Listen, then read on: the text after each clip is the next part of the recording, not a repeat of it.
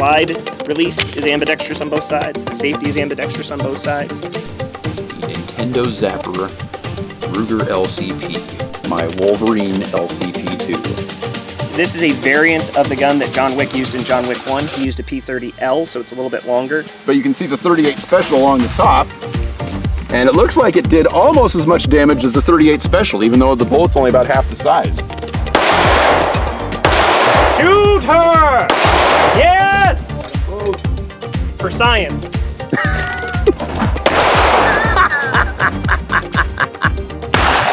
Ho-ho!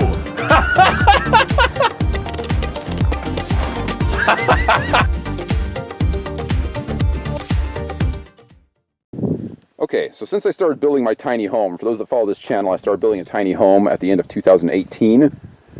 We've been living in it since May of 2019. And I have been bragging since we live in there that the home is bulletproof and probably fireproof as well. The tiny home, for those that don't follow the channel, is made out of a steel shipping container. Well, I cut a hole in the bathroom ceiling for ventilation in there, and this is the piece that I cut out. And we are going to put this theory to the test today. Is this thing actually bulletproof? Now, as you can see, it's already got 2 holes in it. These are holes that I drilled for ventilation purposes early on in the project when I was cutting the hole in the ceiling. As you can see, this is pretty thick. This is probably about a ½ inch thick of solid steel here, maybe even a little bit more than ½ inch.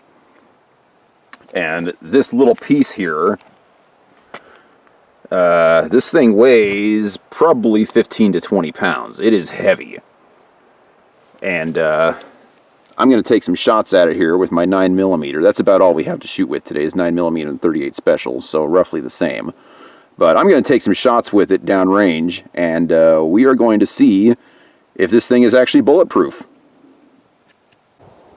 Okay, so I've got my 43X here, 9mm. I think I mentioned earlier that that's basically the only thing we're going to have to shoot at this thing.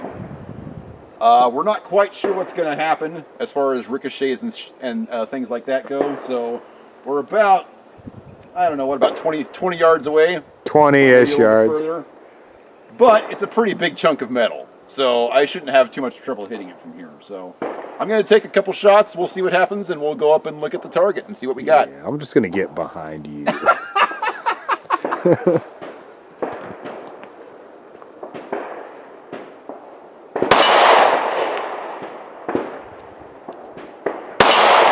You can hear them hitting the metal.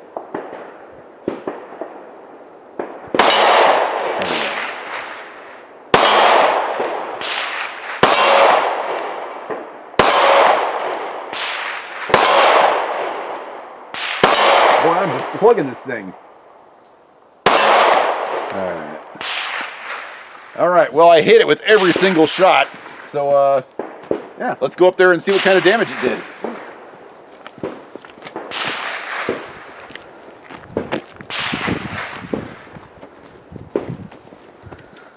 I'm telling you, I think this steel shipping container stuff is just as good as these metal targets that we have here. I can definitely see the marks. Okay, so these are all the shots I hit it with. I even hit it here a couple of times. Yeah, all it did was remove the paint. No damage at all, not even a divot there. Yeah, this sucker's bulletproof. I live in a bulletproof house.